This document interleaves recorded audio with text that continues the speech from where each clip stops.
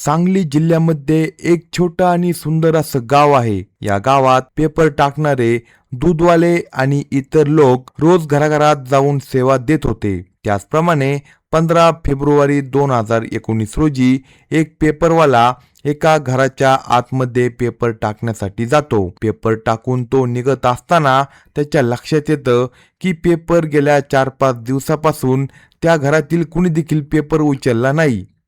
घराला बाहेरून कुलूप लावलेलं आहे आणि गेल्या 4 दिवसांचे पेपर तसेच बाहेर पडलेले आहे. त्याला काही समजत नाही. मग तो विचार करतो, ठीक आहे, या घरात राहणारे लोक कदाचित बाहेरगावी गेले असतील. दाराला बाहेरून कुलूप लावलेलं असल्यामुळे तोही तिथून निघून जातो. त्यानंतर दूधवाला तिथे येतो. तो पाहतो तर काय, गेल्या 4-5 दिवसांपासून त्याने टाकलेल्या सगळ्या दुधाच्या पिशव्या बाहेरच पडलेल्या होत्या आणि सगळं दूध खराब झालं होतं. हे पाहून त्याला खूप आश्चर्य वाटतं, कारण या घरात राहणारे लोक बाहेरगावी गेले असतील तर त्याला सांगूनच जात असायचे. पेपर वाया गेला तरी चालेल, पण दूध अशा प्रकारे वाया जात आहे हे पाहून त्याला खूप वाईट वाटलं.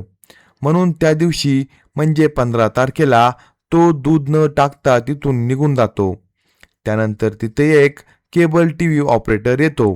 त्याचं मुख्य काम म्हणजे घराघरात जाऊन केबल टीव्हीचे मासिक पैसे गोळा करणे. आजकाल आपण ऑनलाईन पेमेंट करतो, पण 2018-19 मध्ये अनेक ठिकाणी लोक घराघरामध्ये जाऊन दर महिन्याला 200-300 रुपये जमा करत असायचे.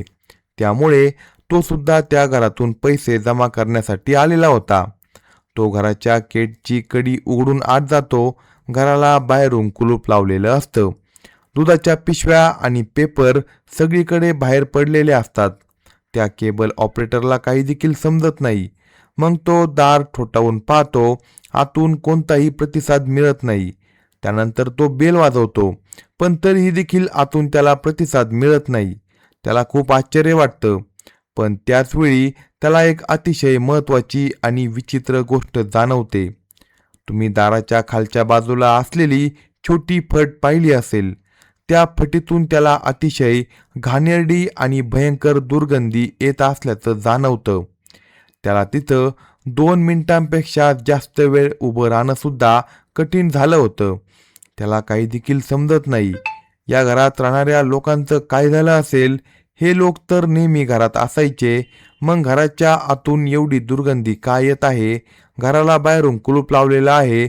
आत काही जुनं अन्न ठेवून गेले नसतील का, किंवा एखादा प्राणी आत मरून पडला असेल. अशा अनेक प्रश्नांचा विचार करून तो तिथून निघून जातो. पण तरीही ही परिस्थिती अशीच सोडून जाण्याचं त्याचं मन होत नाही. तो लगेच शेजारच्या घरात राहणाऱ्या 2-3 लोकांकडे जातो आणि त्यांना सगळं सांगतो. तो म्हणतो, मी केबल टीव्हीचे पैसे घेण्यासाठी या घरात आलो होतो. घराला बाहेरून कुलूप आहे आणि दुधाच्या पिशव्या पेपर तसेच बाहेर पडले आहे, पण घराच्या आतून खूप घाण वास येत आहे. नेमकं काय झालं आहे हे मला काही समजत नाही. तेव्हा शेजारी राहणारे लोक त्याला सांगतात, या घरात एक म्हातारी महिला एकटी राहत होती. ती महिला फारशी कोणासोबत बोलत नव्हती. ती सगळ्यांपासून थोडं अंतर ठेवूनच राहायची. साधारणपणे शेजारी भेटले की आपण हसून विचारतो, काय म्हणता, कसे आहात, जेवण झालं का. पण या घरात राहणारी म्हातारी महिला कोणासोबत देखील फारसा संपर्क ठेवत नव्हती. तरीही शेजारच्यांना तिच्याबद्दल थोडीफार माहिती होतीच. म्हणून केबल ऑपरेटरने सांगितलेली गोष्ट ऐकून ते म्हणतात, चला नेमकं काय झालं आहे ते पाहूया. एकजण त्या घराच्या दारासमोर जाऊन उभा राहतो. त्याला देखील तो भयंकर दुर्गंधी येते. त्यानंतर आणखी 2 जण येतात. मग आणखी काही लोक येतात. काही वेळातच त्या घरासमोर मोठी गर्दी जमा होते. त्या ठिकाणी उभं राहणं सुद्धा कठीण होतं. इतकी भयंकर दुर्गंधी येत होती. मग त्या गर्दीतला एक माणूस विचार करतो, आपण दारासमोर उभं राहून एवढा त्रास का सहन करत आहोत. तो घराच्या मागच्या बाजूला काय आहे हे पाहण्यासाठी घराभोवती फिरतो. घराला प्रदक्षिणा घालत असताना त्याला मागच्या बाजूला असलेली एकमेव खिडकी उघडी असल्याचं दिसतं. तो त्या खिडकीजवळ जातो. खिडकीजवळ गेल्यावर दारातून येणाऱ्या दुर्गंधीपेक्षा 3 ते 4 पट जास्त दुर्गंधी येत असते. तो लगेच रुमालाने नाक झाकतो आणि खिडकीमधून आत डोकावून पाहतो. आत पाहताच तो मोठ्याने किंचाळतो आणि घाबरून तिथून धावत बाहेर येतो. त्याला अशा अवस्थेत धावताना पाहून बाकीचे लोक विचारतात, काय झालं, तू आतमध्ये काय पाहिलं? तो लगेच म्हणतो, पोलिसांना फोन करा. तिथे असलेले सगळे लोक मिळून घराच्या आत त्यांनी जे पाहिलं त्याबद्दल पोलिसांना माहिती देतात. पुढच्या 1-2 तासामध्ये पोलीस टीम, फॉरेन्सिक टीम आणि इतर अधिकारी त्या ठिकाणी पोहोचतात. ते घरासमोर येतात आणि त्यांना देखील ती भयंकर दुर्गंधी जाणवती. घराला बाहेरून कुलूप लावलेलं असतं, म्हणून पोलीस दार तोडण्याचा निर्णय घेतात. शेजारच्यांकडून लोखंडी रॉड घेतला जातो आणि त्यांच्या मदतीने दार तोडलं जातं. दार उघडल्यानंतर आतून येणाऱ्या दुर्गंधीमुळे तिथे 1 मिनिट सुद्धा उभं राहणं कठीण होतं. पण पोलिसांना माहीत असतं की ही दुर्गंधी कशामुळे येत आहे. नाक झाकून ते घराच्या आतमध्ये जातात. हॉलमध्ये त्यांना त्या घरात राहणाऱ्या म्हाताऱ्या महिलेचा मृतदेह दिसतो. मृतदेह पूर्णपणे कुजलेल्या अवस्थेत असतो. ती महिला मरण पावून साधारणपणे 4-5 दिवस झाले असावेत असा प्राथमिक अंदाज येतो. शेजारच्यांकडे त्या महिलेबद्दल चौकशी केली असता ते सांगतात, साहेब, या महिलेचं नाव सुनीता देशमुख आहे. ती शिक्षिका म्हणून काम करत होती. निवृत्त झाल्यानंतर ती इथे एकटी राहत होती. तिचं वय 62 वर्ष होतं. त्या महिलेचा स्वभाव आधी सांगितल्याप्रमाणेच होता. त्या शेजारच्यांसोबत फारसा संपर्क ठेवत नव्हती. एवढंच नाही तर घराच्या आत काय चाललंय हे बाहेरच्या लोकांना कोणाला दिसू नये यासाठी त्यांनी घराभोवती तब्बल 10 फूट उंच कंपाऊंड वॉल बांधली होती. सामान्यपणे आपल्या घराची कंपाऊंड वॉल 4-5 फूट असते. त्यामुळे आपण भिंतीजवळ उभं राहिलो तर डोकं बाहेर आपलं दिसू शकतं. पण सुनीता देशमुख नावाची ही म्हातारी, हिच्या घराची भिंत इतकी उंच होती की बाहेरून कोणालाच घराच्या आत काय चाललं आहे हे दिसत नव्हतं. ही गोष्ट पोलिसांना सुरुवातीपासूनच खूप विचित्र वाटते. आता पोलिसांना असा संशय येतो की ज्या व्यक्तीने त्या घरात चोरी केली त्याच व्यक्तीने सुनीता देशमुख यांची हत्या केली असावी. पोलीस आता श्वान पथकाच्या मदतीने मारेकरी घरातून कोणत्या दिशेने पळून गेला हे शोधण्याचा प्रयत्न करतात. श्वान पथकाचा कुत्रा घराभोवती सतत फिरत राहतो. त्यानंतर तो घराच्या मागच्या बाजूला जातो आणि एका ठिकाणी थांबून वास घेऊ लागतो. पोलिसांना नेमकं काय होतंय हेच समजत नाही. पण त्या ठिकाणी पाहिल्यावर त्यांना रक्ताने माखलेला, जात्यावर वापरला जाणारा मोठा दगड सापडतो. आजकाल आपण छोट्या मिक्सरमध्ये पदार्थ वाटतो, पण काही वर्षांपूर्वी घरामध्ये मोठ्या आकाराचं जातं असायचं. त्यामध्ये एक मोठा दगड वापरला जायचा. अशाच जात्यात वापरला जाणारा एक दगड रक्ताने पूर्णपणे माखलेला होता. तो पाहताच पोलिसांचा संशय येतो की हाच दगड हत्येसाठी वापरला असावा. या दगडावर मारेकऱ्याचे फिंगरप्रिंट असण्याची शक्यता असल्यामुळे पोलीस त्याला देखील महत्त्वाचा पुरावा मानतात. या प्रकरणामधील हा पहिला मोठा ब्रेक थ्रू ठरतो, कारण हत्येसाठी वापरलेलं संभाव्य शस्त्र पोलिसांना सापडलेलं असतं. त्यानंतर श्वान पथक घराच्या मागच्या बाजूनी पुढच्या बाजूला येतं. तिथून ते मुख्य रस्त्यापर्यंत जातं आणि अचानक ते माग काढणं थांबवतं. त्यानंतर पोलिसांना असं वाटतं की मारेकऱ्याने हत्या केल्यानंतर तो दगड घराच्या मागे नेऊन टाकला असावा.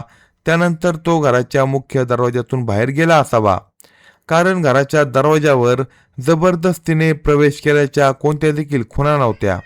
याचा अर्थ काय? सुनीता देशमुख हिची हत्या करणारा व्यक्ती त्यांना आधीपासूनच परिचित असण्याची शक्यता खूप जास्त होती, कारण एखाद्या अनोळखी व्यक्तीने घरामध्ये प्रवेश केला असता तर जबरदस्तीच्या खुणा दिसल्या असत्या. दुसरी महत्त्वाची गोष्ट म्हणजे मारेकऱ्याने बाहेरून दरवाजा बंद करून निघून जाण्याची पद्धत पाहता त्याला घराची रचना आणि घरातील परिस्थिती चांगलीच माहिती होती. त्यामुळे हा एखादा अनोळखी तिसरा व्यक्ती नसून सुनीता देशमुख हिच्या जवळचा किंवा विश्वासातील व्यक्ती असावा असा पोलिसांचा अंदाज होता.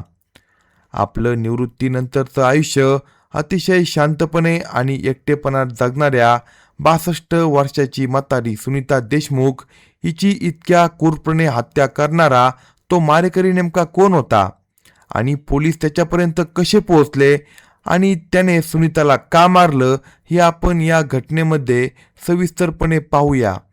जर तुम्ही चॅनलवर नवीन असाल तर कलम 302 या मराठी चॅनलला लगेच सबस्क्राईब करा. पोलीस आता त्या घरातून नेमक्या कोणत्या वस्तू चोरीला गेल्या आहे हे शोधण्याचा प्रयत्न करत होते.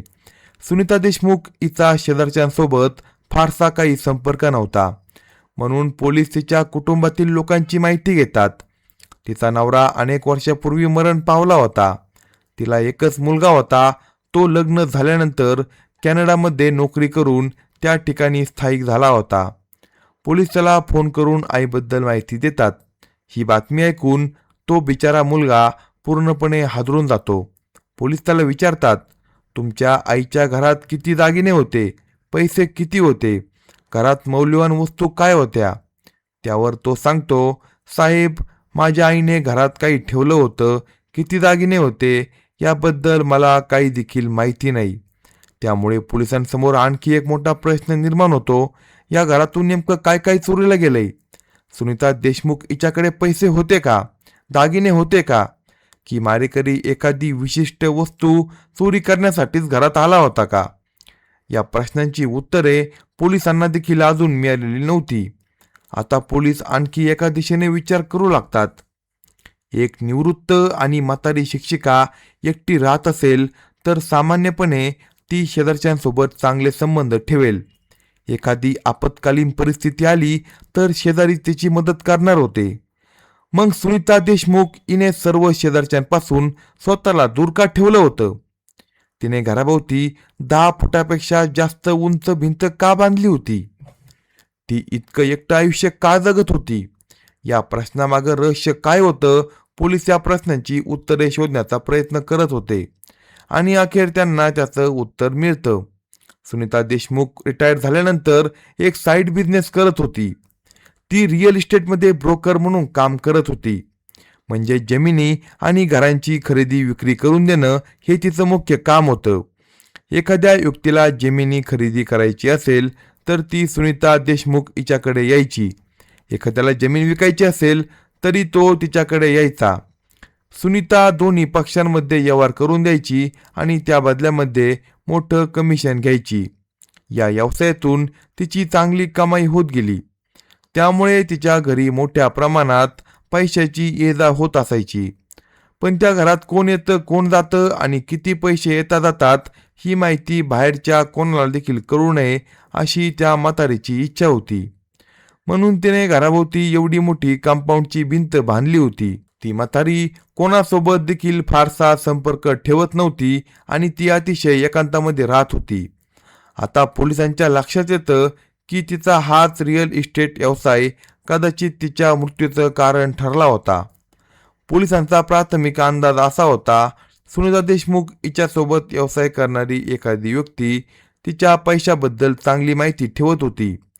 कदाचित जमिनी खरेदी विक्री करण्यासाठी वापरण्यात येणाऱ्या व्यक्तीने तिच्या घरात मोठ्या प्रमाणात पैसा असल्याचं त्याला माहीत असेल आणि त्या पैशांच्या लोभातून त्याने सुनीता देशमुख हिची हत्या करून घर लुटला असावं असा पोलिसांना संशय होता. आता त्या मारेकऱ्यापर्यंत पोहोचण्यासाठी पोलीस एक वेगळीच रणनीती वापरतात. ते मागील 6 महिन्यात सुनीता देशमुख हिच्यासोबत संपर्कात आलेल्या प्रत्येक व्यक्तीची यादी तयार करतात. कोण जमिनी खरेदी करण्यासाठी आलं होतं, कोण जमीन विकण्यासाठी आलं होतं, कोण सुनीता हिच्याबरोबर कमिशनवर काम करत होता, या सर्वांची एक मोठी यादी तयार केली जात होती. त्यानंतर पोलीस दुसरी यादी तयार करतात. सुनीता देशमुख हिच्या घराच्या आसपासच्या साधारण 2 किलोमीटरच्या परिसरात मागील एका आठवड्यात कोण कोण आलं होतं याची माहिती ते गोळा करतात. कारण सुनीता हिची हत्या झाल्यानंतर तब्बल 5 दिवसांनी तिचा मृतदेह सापडला होता. म्हणून 10 फेब्रुवारीच्या आसपास तिची हत्या झाली असण्याची शक्यता पोलिसांना वाटत होती. त्यामुळे त्या कालावधीत त्यांच्या घराच्या आसपास कोण कोण आलं होतं याची मोठी यादी तयार केली जात होती. त्या यादीत शेजारी असतील, रस्त्यावरून दुचाकीवरून गेलेले लोक असतील, घरात आलेले लोक असतील, घरातून बाहेर गेलेले लोक असतील, अशा प्रकारे अनेक लोकांची यादी तयार होते. आता पोलीस त्या यादींची छाननी सुरू करतात. शेजारी राहणाऱ्या लोकांना ते यादीमध्ये काढून टाकतात. नेहमी त्या परिसरात असणाऱ्या लोकांना देखील बाजूला करतात आणि अशा प्रकारे पोलिसांना त्या 10 दिवसांच्या कालावधीत परिसरात उपस्थित असलेल्या संशयित लोकांची एक छोटी यादी मिळते. त्यानंतर त्यांची तुलना सुनीता देशमुख यांच्यासोबत गेल्या 6 महिन्यात व्यवसाय करणाऱ्या लोकांच्या यादीसोबत केली जाते. आता पोलिसांना एक महत्त्वाचा प्रश्न पडतो, सुनीता देशमुख हिच्यासोबत व्यवसाय करणाऱ्या लोकांपैकी हत्या होण्याच्या आधीच्या 2 आठवड्यात त्यांच्या घराच्या आसपास कोणी होतं का? अशी व्यक्ती सापडली तर तपासाला मोठी गती मिळणार होती, कारण त्या व्यक्तीचा व्यवसायासोबत संबंधही होता आणि हत्या झाल्याच्या काळात तो त्या परिसरात देखील होता. अशा प्रकारे पोलीस संशयितांची संख्या हळूहळू कमी करू लागतात. पोलीस संशयिताची यादी तयार करून ती फिल्टर करतात. अशा प्रकारे त्यांच्याकडे 100 ते 200 पेक्षा जास्त संपर्क क्रमांक येतात. पोलिसांना वाटत होतं की या 100-200 लोकांपैकीच कुणीतरी सुनीता देशमुख हिची हत्या केली असावी, पण तो नेमका कोण आहे हे अजून स्पष्ट झालेलं नसतं. तेव्हा पोलिसांच्या मनात आणखी एक कल्पना येते. साधारणपणे एखादी व्यक्ती हत्या करण्याचा प्लॅन करून ती हत्या करते, तेव्हा त्यानंतर तो व्यक्ती काही काळ लपून बसतो, कदाचित फोन बंद करतो, कदाचित गाव सोडून पळून जातो किंवा आपली ओळख लपवण्यासाठी दुसऱ्या ठिकाणी जातो. त्यामुळे पोलीस अशाच प्रकारची काही पॅटर्न दिसतोय का हे तपासण्याचा निर्णय घेतात. उदाहरणार्थ, समजा सुनीता देशमुख हिची हत्या 10 फेब्रुवारीला झाली. एखाद्या व्यक्तीचा फोन नंबर 10 फेब्रुवारीपर्यंत सतत चालू होता. तो व्यक्ती सुनीता हिच्या जवळचा होता किंवा तिच्यासोबत व्यवसाय करत होता. पण 11 फेब्रुवारीपासून त्याचा फोन अचानक बंद झाला का? अशा व्यक्तीवर पोलिसांना संशय आपोआप जाऊ शकतो. म्हणून पोलीस त्या पद्धतीने फोन नंबर ट्रॅक करायला सुरुवात करतात. गेल्या आठवड्यात सुनीता देशमुख हिच्या घराच्या आसपास कोण कोण आलं होतं याची यादी पोलीस अधिकारी तयार करतात. त्यातून शेजारी आणि नेहमी त्या परिसरात असणाऱ्या लोकांना काढून दाखलं जात होतं. अशा प्रकारे जवळपास 100 फोन नंबर पोलिसांकडे ठरलेले असतात. या 100 नंबरमधील कोण लोक सांगलीतील आहे आणि अजूनही सांगलीमध्ये आहे हे तपासलं जात होतं. याचा अर्थ असा होता की हत्या झाली तेव्हा देखील आणि हत्या झाल्यानंतर देखील त्यांनी आपला फोन बंद केला नाही किंवा ते कुठे देखील पळून गेले नाही. अशा प्रकारे पोलीस एक एक नंबरची छाननी करत जातात. ही पोलिसांची एक अतिशय चांगली रणनीती होती, कारण एखाद्याने खरंच गुन्हा केला असेल तर तो फोन बंद करण्याची किंवा कुठेतरी पळून जाण्याची शक्यता असते. पण या 100 लोकांपैकी अनेक लोक अजूनही त्याच परिसरात होते. त्यामुळे पोलीस त्यांची संख्या कमी करत जातात. गेल्या 2 आठवड्यात सुनीता देशमुख हिच्या घराच्या आसपास आलेल्या जवळपास 100 लोकांची माहिती तपासल्यानंतर त्यातील ते लोक तिच्यासोबत व्यवसाय करत होते आणि त्यांची संख्या आणखीनच कमी होते. अशा प्रकारे जवळपास 20 ते 30 संशयाचे नंबर शॉर्टलिस्ट केले जातात. पोलीस त्या 20-30 लोकांना एक एक करून फोन करतात. त्यांना विचारलं जातं, तुमचा सुनीता देशमुख हिच्यासोबत व्यवसायामध्ये संबंध होता का? बहुतेक लोक सांगतात, हो साहेब, आम्ही सुनीता मॅडम सोबत व्यवसाय करत होतो. तिच्या मृत्यूची बातमी ऐकून आम्हाला खूप वाईट वाटलं. या लोकांच्या फोनची लोकेशन आणि हालचाली तपासल्या जात होत्या. त्यांचा फोन नेहमी त्यांच्या नेहमीच्या परिसरामध्ये दिसत असतो. त्यांनी फोन बंद केलेला नसतो. ते कुठेही लपून बसलेले नसतात. म्हणून पोलीस एक एक करून त्यांची नावे संशयाच्या यादीमधून काढत होते. पण अचानक एका फोन नंबरवर पोलिसांचा संशय जातो. समजा 50 नंबर तपासले, त्यापैकी 49 नंबर नेहमी महाराष्ट्रात होते, पण एक नंबर मात्र 10 फेब्रुवारी नंतर अचानक वेगवेगळ्या राज्यांमध्ये फिरत होता. 10 फेब्रुवारीला तो नंबर महाराष्ट्रामधून कर्नाटकमध्ये गेला होता. कर्नाटकमधून गोव्याला गेला, गोव्यावरून परत कर्नाटकला गेला आणि त्यानंतर तो पुन्हा महाराष्ट्रामध्ये आला. अशा प्रकारे तो नंबर अनेक दिवस वेगवेगळ्या ठिकाणी प्रवास करत होता. आता पोलिसांचा संशय त्या नंबरवर जातो, कारण हा नंबर असलेली व्यक्ती सुनीता देशमुख यांना आधीपासूनच ओळखत होती.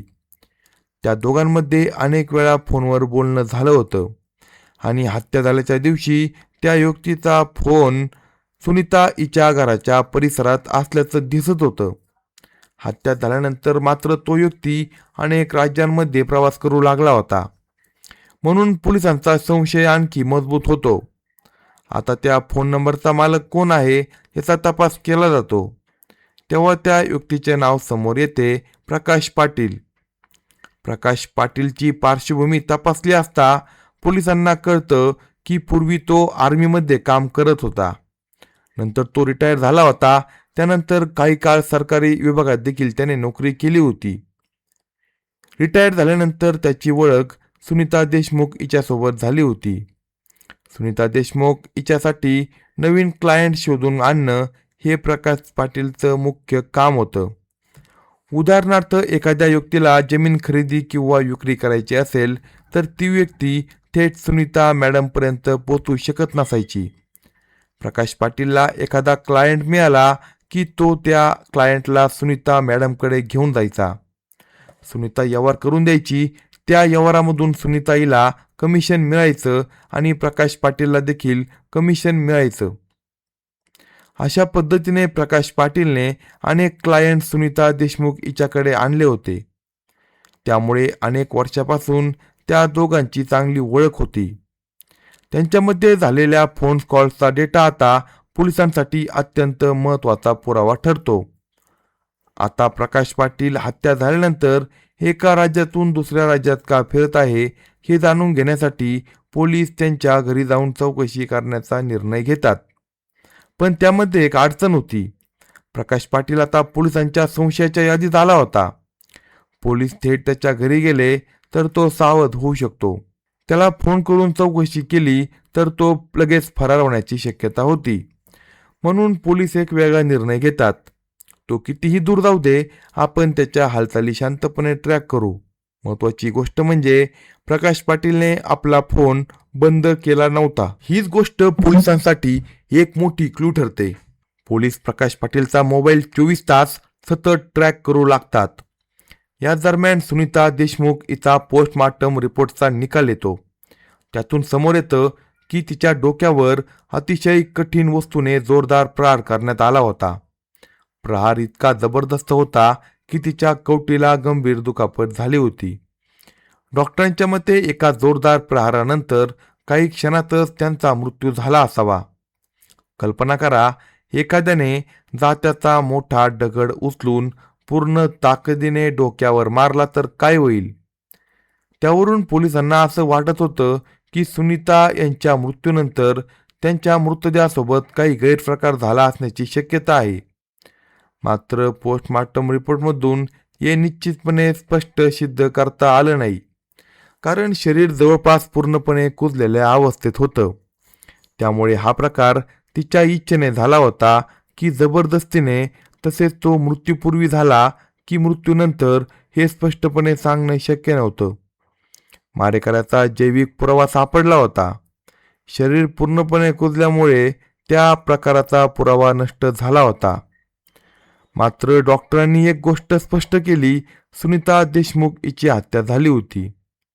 त्यानंतर फॉरेन्सिक टीमच्या म्हणजे मृतदेहावर आढळणाऱ्या कीटकांचा अभ्यास करणाऱ्या तज्ज्ञांचा अहवाल घेतला जातो. एखाद्या व्यक्तीचा मृतदेह सापडल्यानंतर त्यावर येणाऱ्या आळ्या आणि कीटकांचा अभ्यास करून ती व्यक्ती किती दिवसापूर्वी मरण पावली हे अंदाज ठरवता येतं. फॉरेन्सिक तज्ज्ञांच्या मते सुनीता देशमुख हिचा मृतदेह सापडण्याच्या सुमारे 5 दिवस आधी तिचा मृत्यू झाला होता. त्यामुळे त्यांचा मृत्यू 9 फेब्रुवारीच्या रात्री किंवा 10 फेब्रुवारीला झाला असण्याची शक्यता व्यक्त केली जात होती.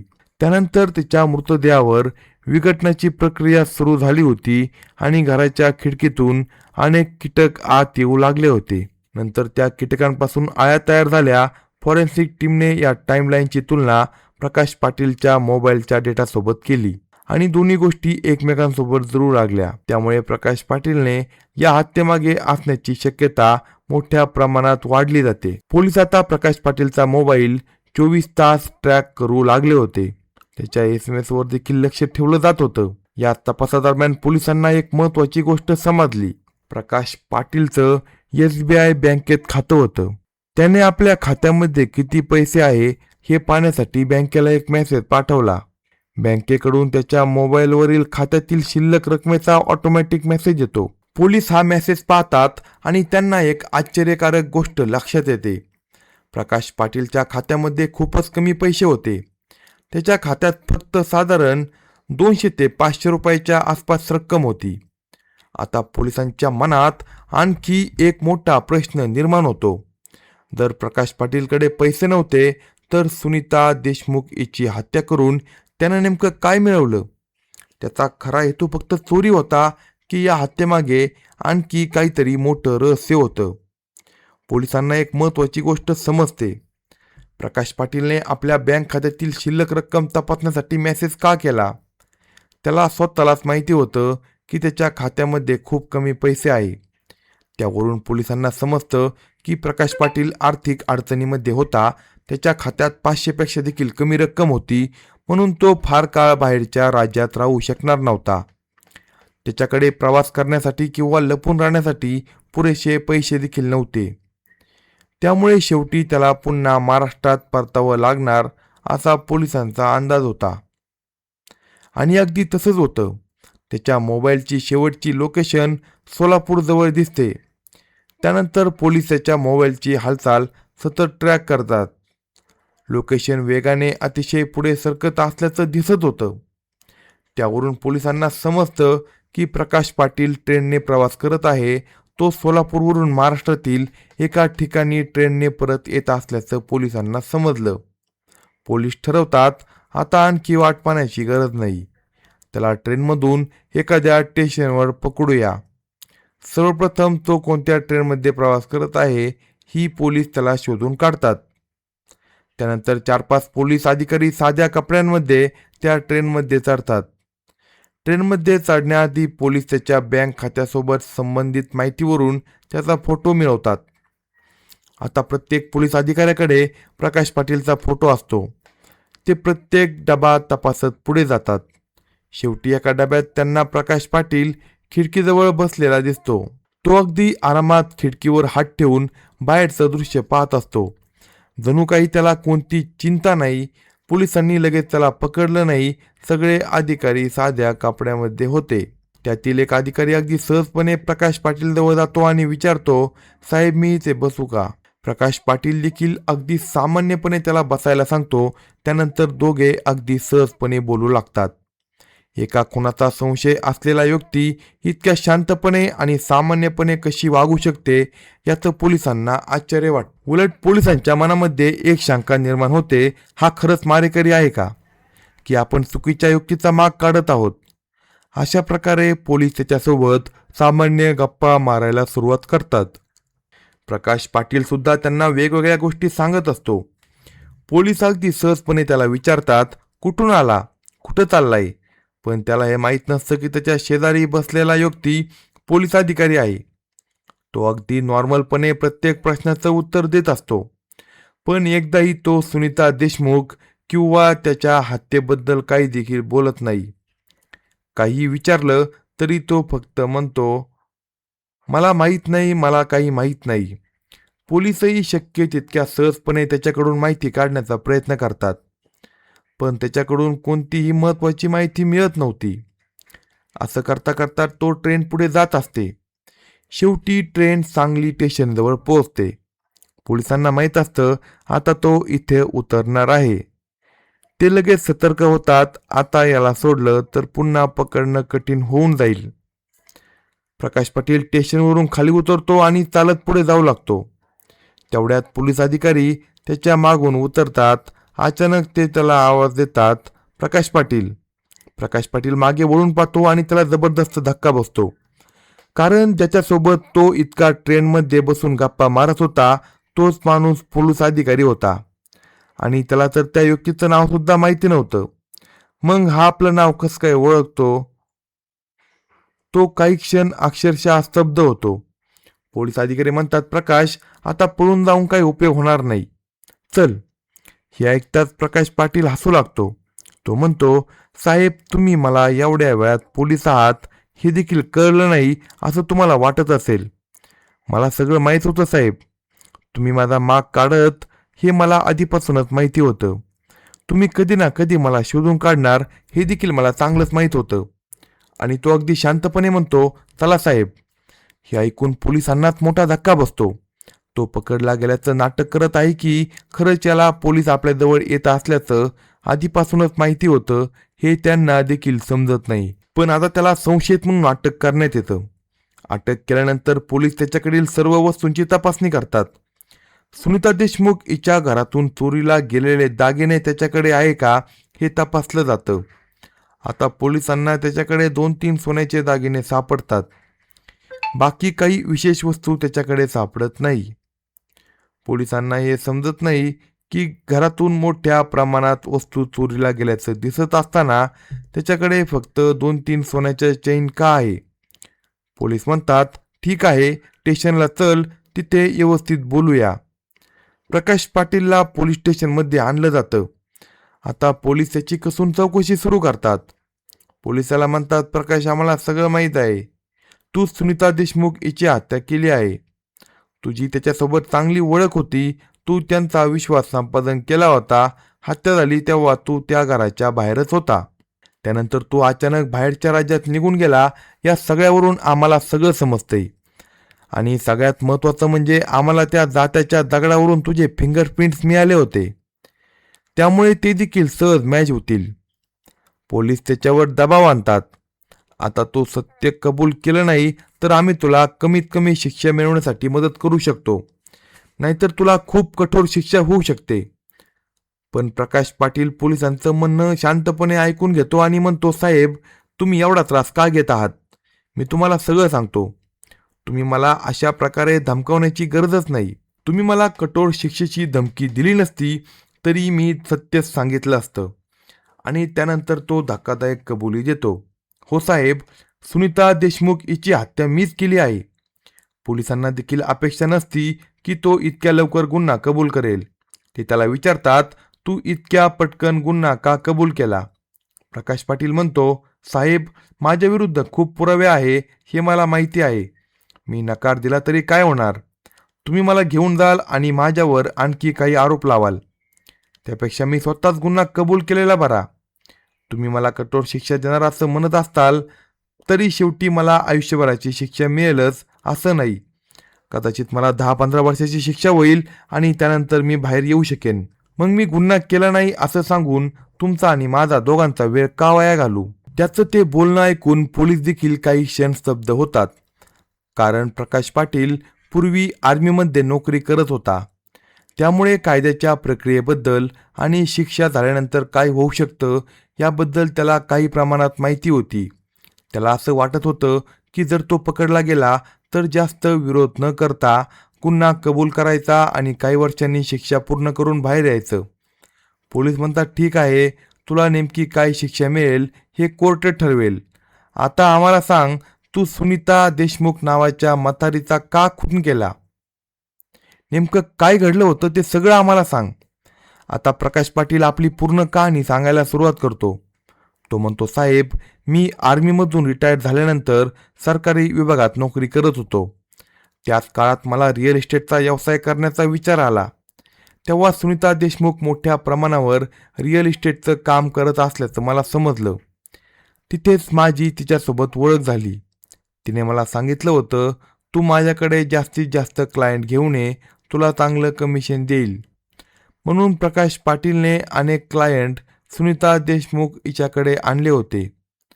तो म्हणतो, खरं सांगायचं तर त्या खूप प्रामाणिक महिला होत्या.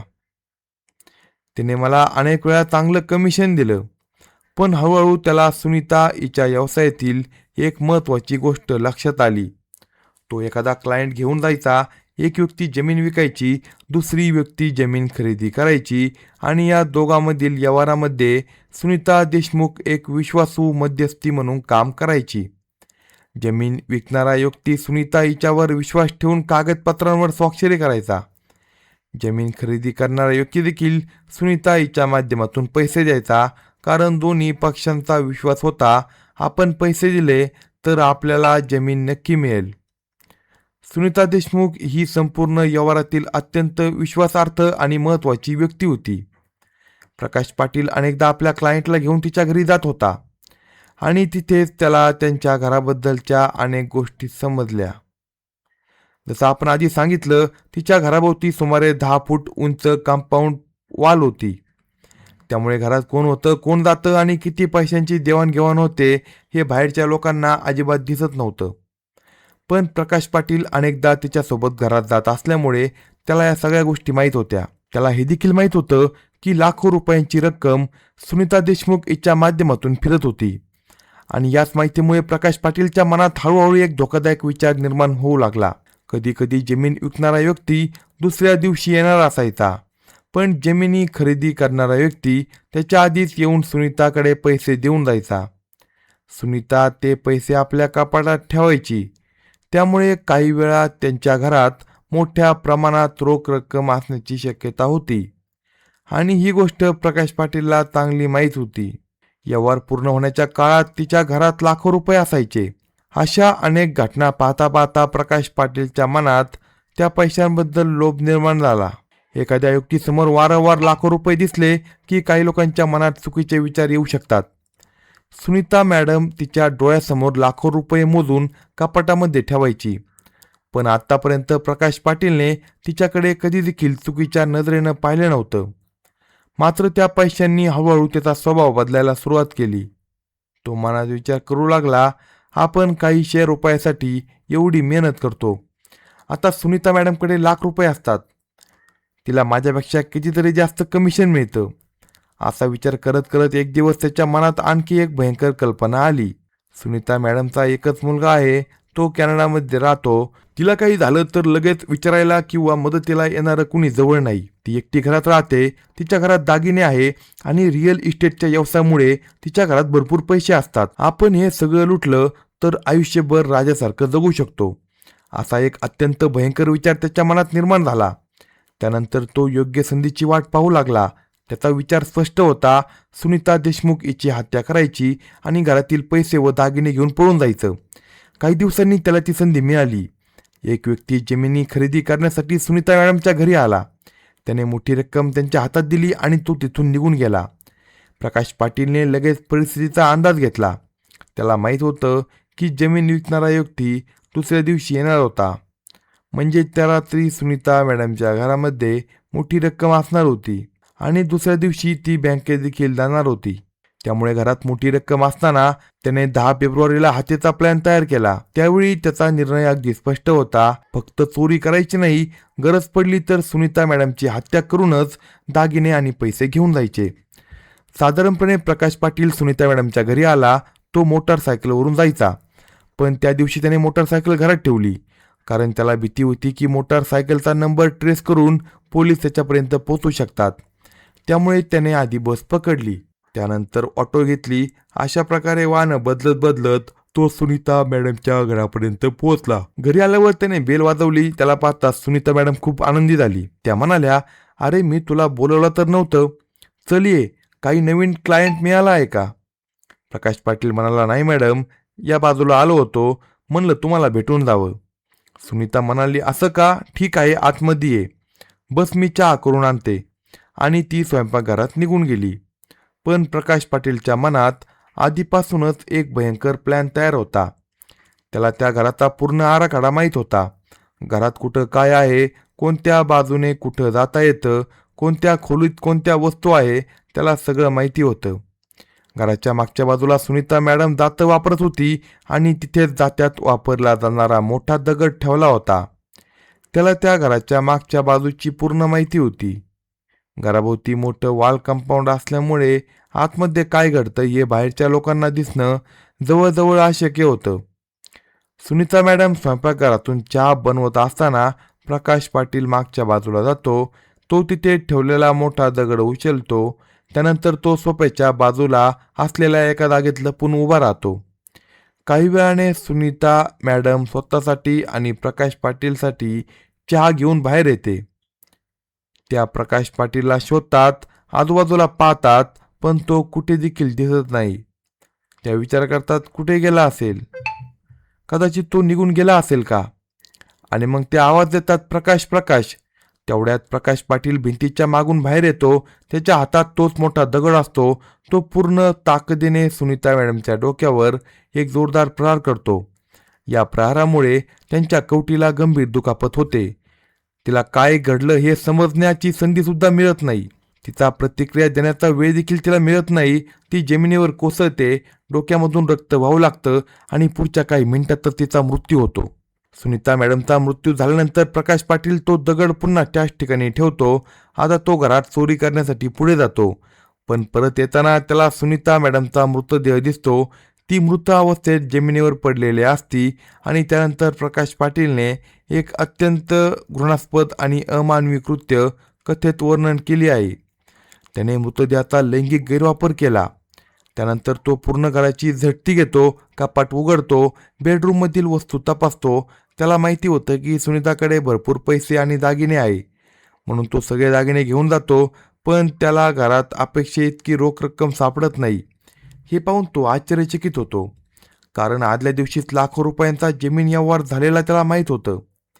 तो घरातील प्रत्येक जागा तपासतो, पण ती मोठी रक्कम त्याला कुठं सापडत नाही. शेवटी तो विचार करतो, पैसे मिळाले नाही तर काय झालं, दागिने तर इतके मिळाले आहे की हे विकले तर आपल्याला लाखो रुपये मिळतील. आणि तो सर्व दागिने एका बॅगेत भरतो. त्यानंतर तो तिथून निघून जाण्याची तयारी करतो. सुनीता मॅडमच्या घराची चावी कुठे ठेवलेली असते हे त्याला माहिती असतं. तो सर्व वस्तू घेतो, बॅग खांद्यावर घेतो, घराला बाहेरून लॉक करतो आणि कोणाच्याही लक्षात येऊ नये अशा पद्धतीने बस पकडून तिथून निघून जातो. नंतर घराची चावी एका ठिकाणी फेकून देतो. त्याच्या मनात एकच विचार असतो, आता पुन्हा या घराकडे गेलो तर धोका आहे.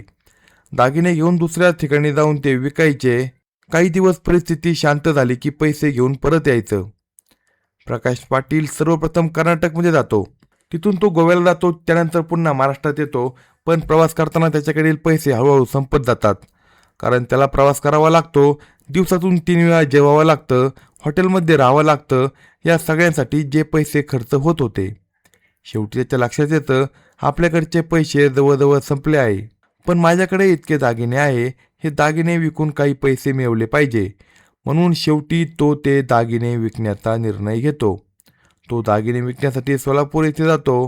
गुन्हेगार चोरीचे दागिने त्याच राज्यात न विकता दुसऱ्या राज्यात विकतात. अशी पद्धत अनेक प्रकरणांमध्ये दिसून येते, कारण चोरीचे दागिने त्याच परिसरात विकले तर पोलिसांना त्याचा माग काढणं तुलनेनं सोपं होऊन बसतं. पण एका राज्यात चोरी करून दुसऱ्या राज्यात दागिने विकले तर तपास हा गुंतागुंतीचा विचार होऊ शकतो. प्रकाश पाटीलने असा विचार केला होता. त्यामुळे तो सोलापूरमधील एका सोनाराच्या दुकानात जातो. तो सोनाराला म्हणतो, हे दागिने घ्या, तुम्ही जितके पैसे देऊ शकता तितके द्या, कमी पैसे दिले तरी चालतील. सोनार एवढे दागिने पाहून खुश होतो. तो दागिने तपासायला सुरुवात करतो, पण काही वेळातच त्याच्या चेहऱ्यावरचे भाव बदलतात. तो प्रकाश पाटीलला म्हणतो, अरे हे काय घेऊन आलाय, हे सगळे खोटे दागिने आहे, हे सोन्याचे दागिने नाही, हे फक्त कवरिंग ज्वेलरी आहे, हे घेऊन मी तुला पैसे कसे देऊ. हे ऐकताच प्रकाश पाटीलच्या पायाखालची जमीन सरकते. त्याने इतका मोठा गुन्हा केला होता, सुनीता मॅडमची हत्या केली होती, त्याच्या घरातून पैसे आणि दागिने चोरले होते. पण आता त्याला कळलं होतं की दागिने देखील खोटे होते आणि घरातून त्याला जवळपास कोणतीही रोख रक्कम मिळाली नव्हती. म्हणजे सुनीता मॅडमची हत्या करून त्याच्या हातात प्रत्यक्षात काहीच उपयोगाचं उरलं नव्हतं. त्याच्याकडे आता जवळजवळ एकही पैसा नव्हता. म्हणून तो पुन्हा आपल्या बँक खात्यात किती पैसे आहे हे तपासतो आणि या बँक SMS मुळे पोलिसांना त्याचा माग काढण्यात यश येतं. तो म्हणतो, पैसे नाही, आता आपल्या गावाकडे परत जाऊन पुन्हा काहीतरी काम करावं आणि तो परतीच्या प्रवासाला निघतो. पण ट्रेनमध्येच पोलीस त्याला पकडतात आणि प्रकाश पाटीलला आधीपासूनच माहीत असतं की पोलीस शेवटपर्यंत त्याच्यापर्यंत पोहोचणार आहे. या दागिन्यांपैकी जवळपास 80 ते 90% दागिने बनावट होते. त्यामध्ये फक्त 1-2 दागिने खरे सोन्याचे होते. प्रकाश पाटीलला पकडल्यानंतर पोलिसांनी जे काही खरे सोन्याचे दागिने जप्त केले, प्रकाश पाटीलने आधी सांगितल्याप्रमाणे त्याला तुरुंगात जाण्याची अजिबात भीती नव्हती. पोलिसांसमोर गुन्हा कबूल करताना त्याने फारसा विचार केला नाही. त्यानंतर पोलिसांनी क्राईम सीन रिस्ट्रिक्शन केलं, म्हणजे प्रकाश पाटील आपल्या घरातून सुनीता देशमुख यांच्या घरी कसा आला, त्याने बेल कशी वाजवली, घरात कसा प्रवेश केला, मागच्या बाजूला जाऊन दगड कुठून घेतला, सुनीता मॅडमवर हल्ला कसा केला आणि त्यानंतर घरातून चोरी कशी केली, या सगळ्या घटनांची त्याच्याकडे प्रत्यक्ष पुनर्रचना करण्यात आली आहे. नंतर त्याने सांगितलेल्या माहितीची उपलब्ध पुराव्यांशी तुलना करण्यात आली आणि आश्चर्य म्हणजे त्याने सांगितलेली प्रत्येक गोष्ट पुराव्यांसोबत पूर्णपणे जुळत होती. यापेक्षाही महत्त्वाची गोष्ट म्हणजे प्रकाश पाटीलचे फिंगरप्रिंट्स हत्येसाठी वापरलेल्या दगडावर सापडले. त्याचा बचाव पक्षाकडून असा युक्तिवाद केला जाऊ शकता असता, तो सुनीता मॅडम सोबत व्यवसाय करत होता, तो त्यांच्या घरी अनेक वेळा गेला होता, त्यामुळे घरात आणि इतर वस्तूंवर त्याचे फिंगरप्रिंट असणं स्वाभाविक आहे. पण हत्येसाठी वापरलेल्या शस्त्रावरच त्याचे फिंगरप्रिंट सापडणं हा अत्यंत महत्त्वाचा पुरावा होता. त्यामुळे प्रकाश पाटील या हत्येमागे होता हे सिद्ध करण्यासाठी पोलिसांकडे मजबूत पुरावा होता. एकीकडे भौतिक पुरावे होते, दुसरीकडे फॉरेन्सिक पुरावे होते आणि त्यात भर म्हणजे स्वतः प्रकाश पाटीलने दिलेली गुन्ह्याची कबुली होती. या सर्व पुराव्यांच्या आधारे पोलिसांनी प्रकाश पाटील विरुद्ध आरोपपत्र दाखल केलं आणि हे प्रकरण न्यायालयात नेलं. दोन्ही बाजूंचे युक्तिवाद ऐकल्यानंतर न्यायालयाने प्रकाश पाटीलला आयुष्यभराची शिक्षा म्हणजे जन्मठेप सुनावली. अशाच नवनवीन स्टोरी ऐकण्यासाठी कलम 302 या मराठी चॅनेलला लगेच सबस्क्राईब करा आणि आपल्या प्रतिक्रिया कमेंट बॉक्समध्ये कळवा.